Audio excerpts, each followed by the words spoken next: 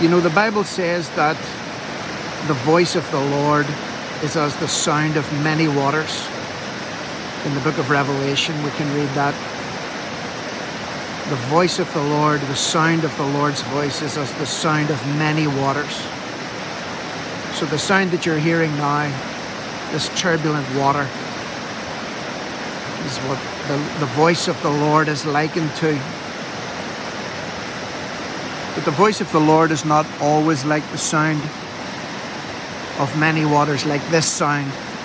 And even as I'm standing on this bridge, let me just show you an example of how things can change very quickly. If we cross over,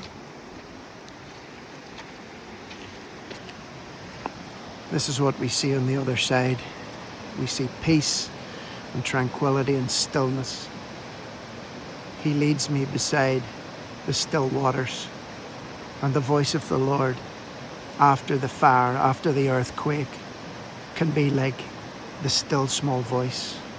In Jesus' name, amen.